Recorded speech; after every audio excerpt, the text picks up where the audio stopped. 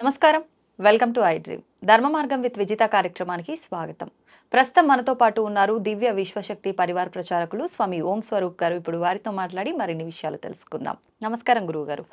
దివ్య స్వరూపులకి విశ్వాత్మలకి దివ్యాశిషులు. గురుగారు, ఎన్నెన్నో తప్పులు చేస్తుంటాము, తెలిసి కొన్ని, తెలియక కొన్ని. మనం చేస్తున్నది ఇది తప్పు అనిపించదు మనకు, కానీ ఎదుటోళ్ళకి తప్పు అనిపిస్తుంది. అనవసరంగా వాళ్ళని ఎదుటివారిని ఇబ్బంది పెడుతుంటాము, తెలుసో తెలియకో. అంటే మనం ఒక పాపం మూట కట్టుకుంటున్నట్టే అని అంటుంటారు పెద్దవాళ్ళు. అయితే ఏదైనా తప్పు చేసినప్పుడు, ఎదుటివారిని మనం ఇబ్బంది పెట్టినప్పుడు, అరే నేను ఇబ్బంది పెట్టాల్సింది కాదు అని చెప్పి మనం పశ్చాత్తాపపడ్డ సందర్భాలు కొన్ని ఉంటాయి. అలా పశ్చాత్తాపంతో పాపాలు తొలగిపోతాయా మనం చేసినవి?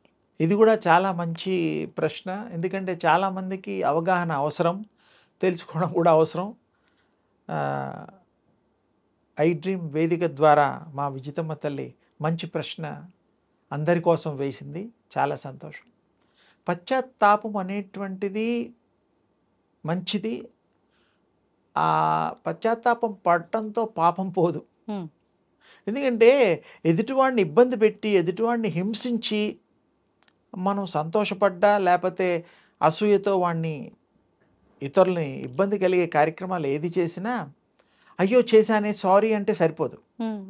అయ్యో నేను తప్పు చేశాను అని ఒప్పుకుంటే కూడా సరిపోదు. మరి ఎవరైతే ఈయన ఇబ్బంది పెడితే వాళ్ళకి ఏది నష్టం జరిగిందో, ఆస్తి పోగొట్టుకున్నారు, లేకపోతే వీడి మూలన్నా, వీడు చేసిన మూలన్నా వాడు జైలు పాలయ్యాడు, ఇలాంటివి కొన్ని ఉంటాయి. దెబ్బలు తగిలాయి, వస్తువులు పోయాయి వీడి మూలంగా. అప్పుడు వాళ్ళకి ఏవైతే పోగొట్టుకున్నారో సారీతో చెప్పడం కాదు, క్షమాభిక్ష అడగడంతో పాటు ఆ నష్టాన్ని వాళ్ళు భర్తీ చేయాలి. చేస్తే అప్పుడు ఆ పాపం పోవడానికి ఆస్కారం ఉంటుంది. ఆస్కారం మాత్రమే. మరి నువ్వు తెలిసి చేస్తే తప్పేగా, తెలియకుండా కొన్ని జరుగుతాయి. అవును, అదేదో అనుకుంటే ఏదో జరిగింది అంటూ ఉంటారు. దానికి క్షమాగుణం ఉంటుంది. ఇదేమో వాంటెడ్లీ చేయడం, వాంటెడ్లీ వాడి మీద అసూయ పెట్టడం, వాంటెడ్లీ వాడిని కొట్టించడం, కిడ్నాప్లు, ఇవన్నీ రకరకాలు ఉన్నాయి కదా, దొంగతనాలు. మరి అది తెలియకుండా చేస్తాడా వాడు? వాడే చిన్న బుడ్డాడా, 3 ఏళ్ల కొర్రాడా? మరి అలాంటప్పుడు తప్పేగా. అది నువ్వు ఏ పరిస్థితిలో చేసావో అవన్నీ వాడికి అనవసరం. నువ్వు చేసేది తప్పు, నీ వల్ల వాడు ఎఫెక్ట్ అయ్యాడు. ఎలాంటి శిక్షణ అవసరం అంటే, ఎదుటివాడిని వాడిని ఇబ్బంది పెట్టద్దు, మనం తప్పు చేయొద్దు, అందరం కలిసి సంతోషంగా, సౌభాగ్యంగా, సహజీవనంగా అందరం జీవించే ఉండేటువంటి మంచి నిర్ణయాలు సంఘంలో మనుషులు తీసుకోవాలి. కులాలకు అతీతంగా, మతాలకు అతీతంగా అందరూ ప్రేమ స్వరూపంగా ప్రేమను పంచుకుందాం, హృదయంలో పెంచుకుందాం. ఇప్పుడు మీరు అన్నట్టుగా అంటే ఏం చేస్తున్నాము అన్న స్పృహ లేకుండా అయితే చేయట్లేదు కదా, తెలిసే చేస్తున్నారు వాంటెడ్లీ. అంటే కొన్ని సందర్భాల్లో అనిపిస్తుంటుంది. ఫర్ ఎగ్జాంపుల్ నేనే అనుకోండి, ఈ క్షణంలో నేను అనుకుంటా, సరే ఆయన ఏమన్నా తప్పు చేసినా ఎందుకులే, ఆయన తెలుసుకుంటాడు, నేను ఎందుకు అనాలి అని చెప్పి కొన్నిసార్లు అనుకుంటా. ఈ రోజుకి ఇప్పుడు మరుసటి రోజు అదే నేను నిన్న ఉన్నంత ఓపికగా ఈ రోజు ఉండను. అది నా పైన ఆహార ప్రభావమే కావచ్చు, పరిస్థితులు కావచ్చు, ఏదైనా కావచ్చు, నేను రియాక్ట్ అవుతా తన మీద. కానీ దానికి పశ్చాత్తాపం ఉంటుందా? అంటే ఇలా మానవ బుద్ధి ఉంటుంది కదా, అది చంచలం అంటారు కదా, తెలిసి తెలియక కావాలని కొన్నిసార్లు మనని మనం కంట్రోల్ చేసుకోలేక అరుస్తుంటాము. అట్లాంటప్పుడు అది మీరు అడిగిన దాంట్లో చాలా అంతరార్థం ఉంది. అలా కాకూడదు, అలా కాదమ్మా. దాన్ని కరెక్ట్గా డీల్ చేయాలి, కరెక్ట్గా అర్థం చేసుకోవాలి పరిస్థితిని. ఎదుటి వాళ్ళని ఎప్పుడు ఇబ్బంది పెట్టినా అది ఇబ్బందే. అది ఇంకోటి తెలిసి చేస్తున్నాం కదా, తెలిసి చేసుకుంది ఇంకా చేయడం కంటే చేసేవాడికి మహాపాపి.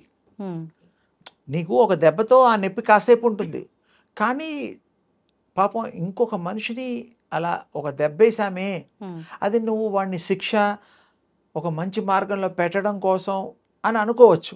ఆ చిన్నపిల్లలు చదువుకునేటప్పుడు మాస్టర్ గారు దెబ్బేస్తారు, అది వేరు. ఇది ఇంత పెద్దవాళ్ళని దెబ్బేయడానికి ఆ పిల్లలకి పోల్చడానికి వీల్లేదు. వీళ్ళకి వాంటెడ్లీ చేయడం, వాడి మీద కక్ష సాధింపు చర్య కానీ ఇలాంటివి కానీ, కొంతమంది మూర్ఖంగా అలా చేస్తే కూడా దానికి అప్పుడు అది ఈక్వల్ అయిపోతుంది. ఎవరైతే వాంటెడ్లీ తప్పు చేసి మనం శిక్షిస్తే ఆ దానికి మనకి పశ్చాత్తాపడాల్సిన అవసరం లేదు. ఎందుకంటే వాడు తప్పు చేశాడుగా. అవును. అందుకని అది ఆ పద్ధతి వేరు. ఉమ్, కానీ నోయింగ్లీ మంచిగా ఉండేవాళ్ళని కూడా కొంతమంది అసూయ, కోపంతో నా ముందర చిన్నప్పుడు పుట్టి నా పక్క వీధిలో ఉండి నేను ఇంత బీదవాడిని అయ్యాను, వాడేమో గొప్పవాడు ధనార్జన చేసి గొప్పవాడయ్యాడు, లక్షల కోట్లు సంపాదిస్తున్నాడు, అసూయ. పక్కవాడిని ఎవరైనా పుట్టచ్చు. ఉమ్, ఒక ఊళ్ళో ఎన్నో కుటుంబాలు ఉంటాయి, అన్ని కుటుంబాల వాళ్ళు ఒకలా ఉండాలని రూల్ ఉందా? లేదు. లేదు. ఎవరి వాళ్ళ పూర్వజన్మ సుకృతాన్ని, విఘ్నతను బట్టి వాళ్ళు గొప్పవాళ్ళు అవుతారు. ఉమ్, సందేహమే లేదు ఇందులో. అందుకని మనం జ్ఞానాన్ని ఆచరణలో పెట్టి ఆలోచించి ఆ పనులు చేస్తే ఇతరులకు ఇబ్బంది లేని పనులు. ఉమ్, అండర్లైన్. ఇబ్బంది పెడితే రేపు పొద్దున మనకి ఇంకొకరు ఇబ్బంది పెట్టచ్చు. అవును. అందుకని ఏది చేస్తే అదే వస్తుంది. ఉమ్, మీరు మంచి చేస్తే మంచే వస్తుంది, చెడు చేస్తే చెడు వస్తుంది. రాకుండా పోవడం అనేది ఏమీ లేదు. ఉజ్జాయింపుని మీరు బాల్ ఉంది, గోడకు కొట్టండి రబ్బర్ బంతి, అది తిరిగి మళ్ళీ మన దగ్గరికి వస్తుంది. అంటే మీరే విసిరారు, మీరే అనుభవించాలి, తప్పదు. ఓకే. అదనమాట. ఓకే. అందుకని ఇలాంటి పనులు చేయొద్దు. ఉమ్, మంచిని బోధించండి, మంచిని స్వీకరించండి, మంచిని ప్రబోధించండి. ఇతరులు కూడా వారికి ఆరోగ్య ఐశ్వర్యాలు కోరుతూ వాళ్ళు ఉండేటట్టుగా ఉమ్, సమాజంలో అవకాశాన్ని కల్పిద్దాం. అంతే. మనం కూడా ఉంటాం ఆనందంగా. ఉమ్, తేలిగ్గా చెప్పాను. అవును. అవును. కొన్ని పాపాలకి మనం చేసిన దానికి మీరు తెలిసి చేసినా తెలియక చేసినా పాపం పశ్చాత్తాపంతో పాపమే. పాపాలు పోవు, పాపం పాపమే. కానీ కొన్నిటికి మాత్రం మనం ఇక్కడే పాప ప్రక్షాళన ఉపశమనం. చేసుకోవచ్చు అంటారు కదా, అవి ఎటువంటివి? అంటే ఇప్పుడు ఒకరికి మన వల్ల నష్టం జరిగింది, వాళ్ళు కష్టపడుతున్నారు, ఆ నష్టాన్ని మనం భర్తీ చేయాలి.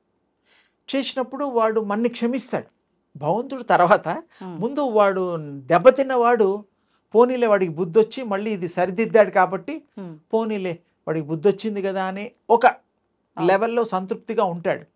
వీడు కూడా మనస్ఫూర్తిగా మారి చేయాలి ఆ పని.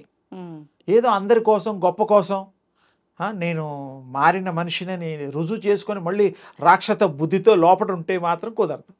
అది ఎప్పటికైనా డేంజరే. అవును. తప్పేగా. అంతే. అందుకని ఒకరిని ప్రేమించేటప్పుడు, ఒకరు ప్రేమించబడేటప్పుడు మనం కూడా ఆ స్థాయి, ఆ స్థితిలో గనక మీరు ఉంటే తప్పకుండా గివ్ అండ్ టేక్ లాగా ఇచ్చుకోవచ్చు, పుచ్చుకోవచ్చు, ఉమ్, సమిష్టిగా పంచుకోవచ్చు. అందుకని క్షమాగుణం మంచిది, ఔదార్యం మంచిది, ఉమ్, పాప ప్రక్షాళన కూడా జరుగుతుంది. ఉమ్, ఇవన్నీ కూడా ఆ సమయ సందర్భాల్ని బట్టి ఉంటాయి. ఓకే. అన్నిటికీ ఒకటే రూల్ ఉండదు. ఉమ్, ఉమ్, తప్పు చేసిన వాడికి ఒక్కొక్క తప్పుకు ఒక్కొక్క శిక్ష. అంతే. అందరినీ లాఠీ పెట్టి కొట్టలేం కదా, కొట్టలేం. అందరినీ చెవులు మెలేయలేం కదా. ఉమ్, అలా ఓకే.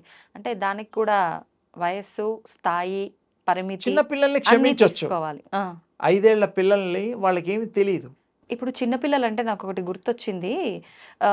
మనం జన్మ తీసుకున్న తర్వాత ఎన్ని సంవత్సరాల నుంచి మనకి కర్మలు ప్రారంభం అవుతాయంటారు? అంటే జన్మతః అనుభవాల కోసమే ఆ జన్మ వస్తుంది, ఉమ్, దాంట్లో సందేహం లేదు. ఇది కొంతమందికి 12 ఏళ్ల వరకు బాలారిష్టాలు అంటారు. ఉమ్, అరిష్టాలు అంటే కొన్ని ఇబ్బందులు పడడం గ్రహ సంబంధంగా, పుట్టుక ఆ టైమింగ్ దాన్ని బట్టి కూడా మనం చాలా మన వాడుకలో ఉన్నది. ఉమ్, ఆ టైంలో ఏంటంటే వాళ్ళని జాగ్రత్తగా చూసుకుంటూ ఆ 12 ఏళ్ల దాకా కాపాడుకుంటే ఉమ్, ఆ అబ్బాయి తర్వాత శేష జీవితం విశేషంగా మహా అద్భుతంగా తయారవుతుంది. ఓకే. అది కూడా మనం చాలా ఊళ్ళల్లో కానీ ఇప్పుడు మరి చాలామంది తక్కువ విషయం తెలిసేమో. ఉమ్, బాలారిష్టాలు అనేది కొంతమంది పెద్దవాళ్ళకి తెలుసు. ఉమ్, ఇప్పుడు ఆ తరం పోతోంది, అంతరిస్తున్న తరాలు అయిపోతున్నాయి. అవును. ఎవరు ఇలాంటివి వినడం లేదు, పాటించడం లేదు. ఉమ్, ఇక పాటించినప్పుడు వాడికి ఏం చెప్తాం? చెప్పలేం, చెప్పినా అర్థం కాదు. ఉమ్, అంటే తేలిగ్గా చెప్పాం మీకు.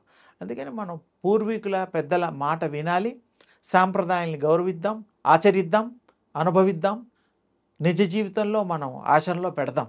అంతే. బాగుంటుంది, అందరికీ శుభం కలుగుతుంది. ధన్యవాదాలు. అమ్మ శుభం తల్లి.